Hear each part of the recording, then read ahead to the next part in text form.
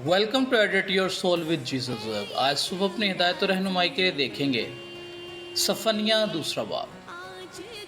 ए बेहया कौम जमा हो, इससे पहले कि तकदीर इलाही ज़ाहिर हो और वो दिन भूस की मानिद जाता रहे और खुदावंद का कहर शदीद तुम पर नाजिल हो और उसके गज़ब का दिन तुम पर आ पहुँचे। ए मुल्क के सब हलीम लोगों जो खुदावंद के अहकाम पर चलते हो, उसके तालिब हो, रास्तबाजी को ढूंढो, फरोतनी की तलाश करो, शायद खुदावंद के गज़ब के दिन तुमको पनाह मिले। क्योंकि गज़ा मतरूक होगा और अस्कलून वीरान किया जाएगा और अशदूद दोपहर को खारिज कर दिया जाएगा और अकरून की बीख कनी की जाएगी। समंदर के साहिल के रहने वालों यानी करीतियों की कौम पर अफसोस। ए कनान फ़लस्तियों की सरजमीन, खुदावंद का कलाम तेरे खिलाफ है, मैं तुझे निस्तो नाबूद करूँगा यहाँ तक कि कोई बसने वाला ना हो रहे। और समंदर के साहिल चरागाहें होंगे जिनमें चरवाहों की झोंपड़ियाँ और भेड़ खाने होंगे। और वही साहिल यहूदा के घराने के बकिया के लिए होंगे और वो उनमें चराया करेंगे। वो शाम के वक्त अस्कलून के मकानों में लेटा करेंगे, क्योंकि खुदावंद उनका खुदा उन पर फिर नज़र करेगा और उनकी असीरी को माकूफ करेगा। मैंने मुआब की मलामत और बनी अमून की लान तान सुनी और उन्होंने मेरी कौम को मलामत की और उनकी हदूद को दबा लिया।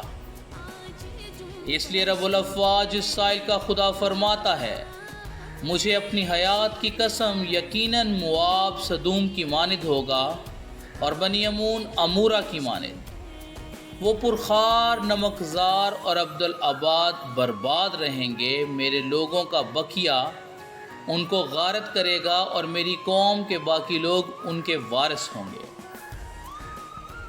ये सब कुछ उनके तकब्बर के सबब से उन पर आएगा, क्योंकि उन्होंने रब्बुल अफ़वाज के लोगों को मलामत की और उन पर ज़्यादती की।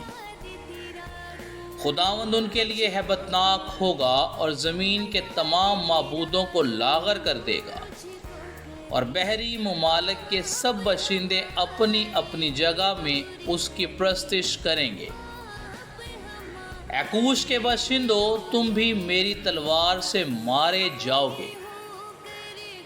और वो शुमाल की तरफ अपना हाथ बढ़ाएगा और असूर को निस्त करेगा और नैनवा को वीरान और बियाबान की मानिद खुश्क कर देगा।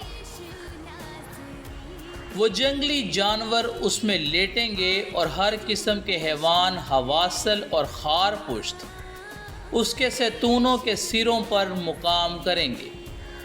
उनकी आवाज़ उसके झरोकों में होगी, उसकी दहलीज़ों में वीरानी होगी, क्योंकि देवदार का काम खुला छोड़ा गया है। कि वो शहर शादमान है जो बेफिक्र था, जिसने दिल में कहा कि मैं हूँ और मेरे सिवा कोई दूसरा नहीं। वो कैसा वीरान हुआ, हैवानों के बैठने की जगह, हर एक जो उधर से गुजरेगा सुस्कारेगा और हाथ फैलाएगा। खुदावंद के ज़िंदा पाक कलाम का पढ़ा और सुना जाना हम सब के लिए बाइस बरकत हो। आमीन।